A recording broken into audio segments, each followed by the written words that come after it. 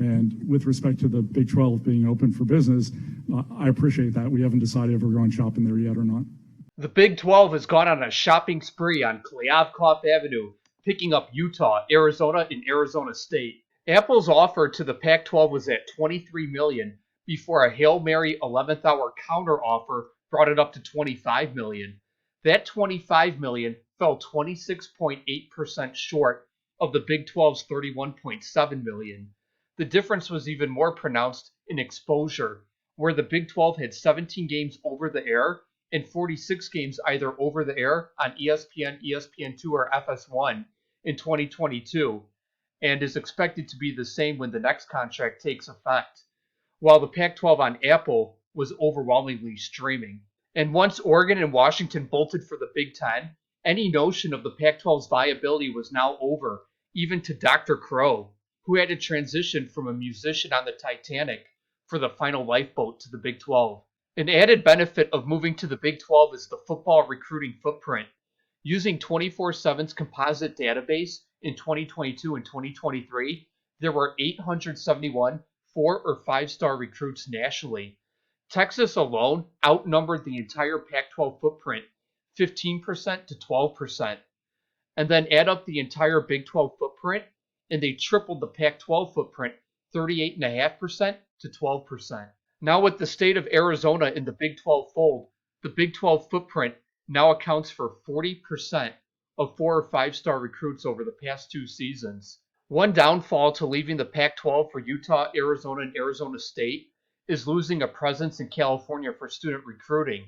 However, Texas can help replenish the loss of California presence for their student recruiting pipeline. Arizona President Robert Robbins was quoted in The Athletic on March 15. I think it's really important because I'm looking beyond just sports recruiting.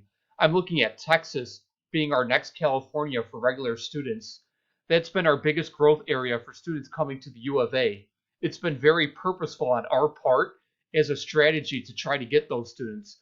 So if we got to play games there, wow, that'd be huge. One thing the Big 12 has improved significantly over the last 24 months is demographics. When Texas and Oklahoma left, the Big 12 was present in only 1 top 25 DMA and only 4 top 50 DMAs. With the additions of Houston, UCF, BYU, and Cincinnati, the Big 12 would now have a presence in the number 7 DMA, the number 17 DMA, the number 29 DMA, and the number 36 DMA, giving them now 3 in the top 20 and 8 in the top 50.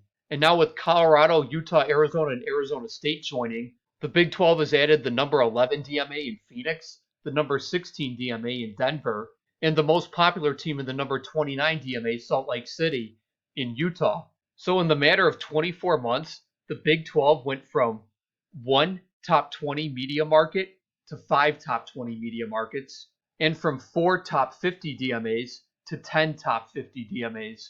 The Big 12's acquisition of Colorado, Utah, Arizona, and Arizona State has the side benefit of majorly addressing any question in academic perception among university presidents. The Big 12 jumped from 1 AAU to 5 AAUs, the same as the SEC. And the Big 12 jumped from 5 in the Shanghai ARWU Top 100 to 9 in the ARWU Top 100, which is tied with the SEC and only 1 behind the ACC. About 4 or 5 years ago, the Wall Street Journal published a valuation of each college football program by calculating each program's worth on the open market as if it was bought and sold like a professional franchise. Arizona State was 25th, Utah was 37th, and Colorado was 38th, putting 3 of the 4 Pac-12 schools in the top 6. And the school who wasn't, Arizona, has one of the most valuable college basketball programs.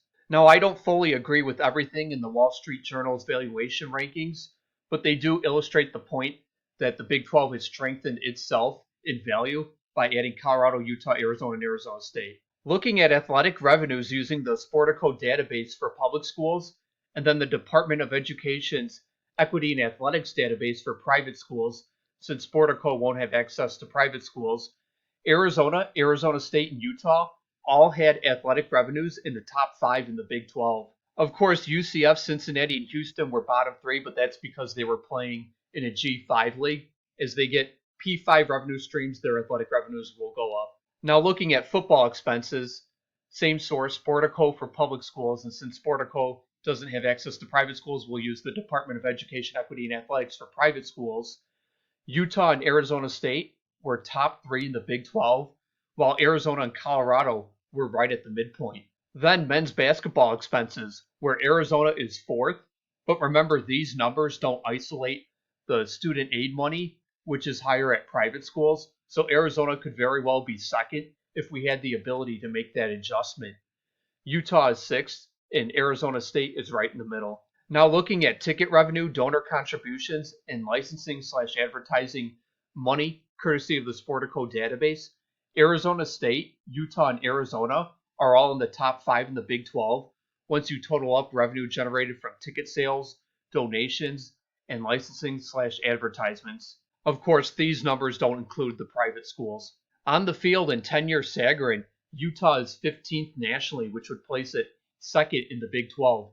Arizona State is 36th, which would place it in the top half.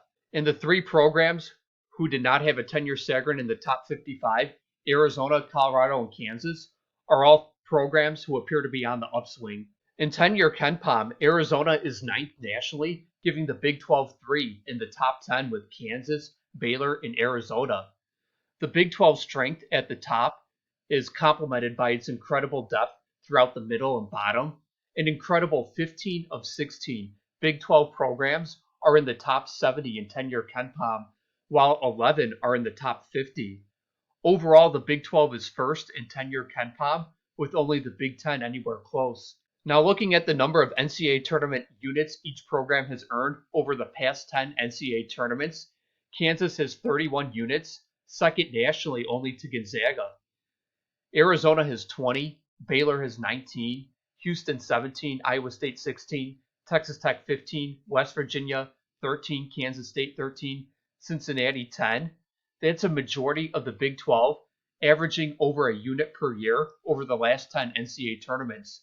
And all 16 members of the Big 12 have multiple NCAA tournament credits in that 10 NCAA tournament time frame. They're the only conference to do so. The conference averages in the upper left-hand corner are adjusted per school, not per year. And on a per school basis, the Big 12 is 3rd. Arizona and Arizona State reunite with Texas Tech in the Big 12 for the first time since the Border Conference days, when the Border Conference consisted of Northern Arizona, Arizona State, New Mexico State, UTEP, Texas Tech, West Texas A&M, and Hardin-Simmons. And a handful of these schools had different names back then. Despite being conference mates in the Border Conference for 25 years, Texas Tech and ASU never played in that quarter century. Incredibly, Lubbock had a 20,000 population when Texas Tech joined the Border Conference. Lubbock has a 265,000 population today. And Tempe had a 2,000 population when Arizona State joined the Border Conference. Tempe has a 180,000 population today. The book, The Sun Devils, 8 Decades of Arizona State Football, written by ASU historian and former SID in the Border Conference era Dean Smith, addresses the question of why ASU and Texas Tech never played in their quarter century together in the Border Conference. Dean Smith writes, "But Texas colleges in the Border Conference were reluctant to break the ancient color barrier.